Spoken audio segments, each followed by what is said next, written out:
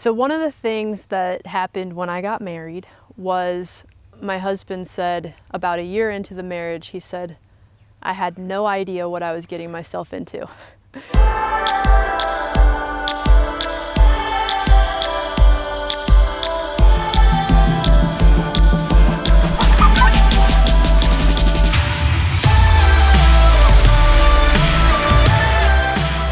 I said, what do you mean? He said, well, I just had no idea that you knew so much and that you had so much and that you did all this in real estate. In that aspect, he was on board from pretty much the beginning because he saw what was going on. We've been married for 14 years now, so if he discovered that after only a year, he's a pretty smart guy, right? I run into people that ask, I really want to get into flipping, Dana. Like, how do I convince my spouse that this is something that we should do?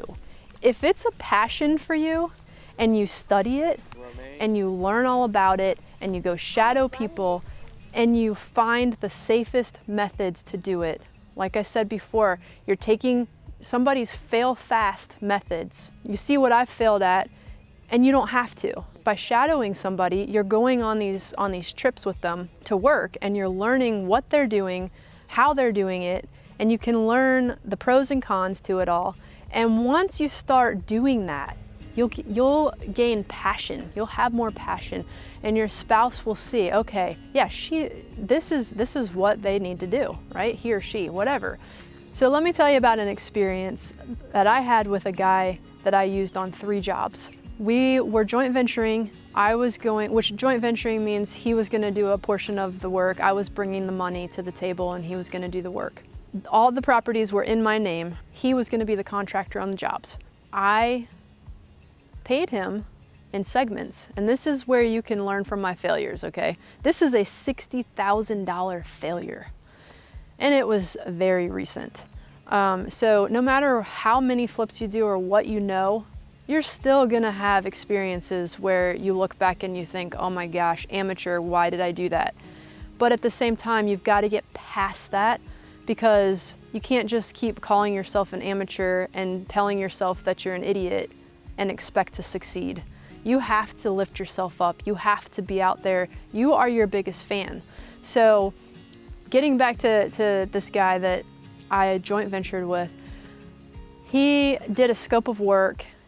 I paid him in increments and different draws. So 1 draw, 2 draw, 3 draws. And once I paid him, he was coming back to me and saying that the jobs were done. Well, because I thought that he had a bigger interest in the whole business with me, like, because I'm about to be doing a lot of volume. We're going from 0 to 60 in 1 year, okay? Like, he could have done so much with us. That's a lot of business. So I thought he had some skin in the game too, right? So come to find out, he had run off with all of my draws. None of the work was done. And the way that I found out was one of the subcontractors came to me and said, I fired him. I fired the subcontractor. And he showed up on the job that night. And I said, man, you don't take no for an answer, do you? And he said, Dana, I'm here because I want you to know that I don't like not finishing jobs that I started. And I said, well, then what's the problem? Like, finish it. Why is this still like this? We're 60 days into this job and it was supposed to be done in 30. And he said, because I haven't been getting paid.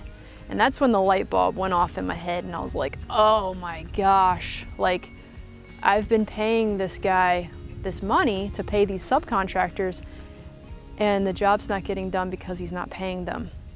So what has he done with my money? And that is a scary, scary thing. $60,000 is a lot of money, all right? And it doesn't happen to people because they're idiots. It happens because it just happens. Now, I look back and there were things that I could do differently that I do now. I make sure that whenever I have a contractor come in on the job, I sign a contract with him. There is a contract signed with him, and when he's done with the job, he gets a lien waiver. He has to sign a lien waiver so that he can't come back and say, oh, you didn't pay me for this. All right, so there's all kinds of really important things that you need to learn before you start flipping. So my suggestion about if you have a spouse that is a little hesitant to jump into this is to find a flipper and see if that flipper is nice enough to let you go around with them and shadow them.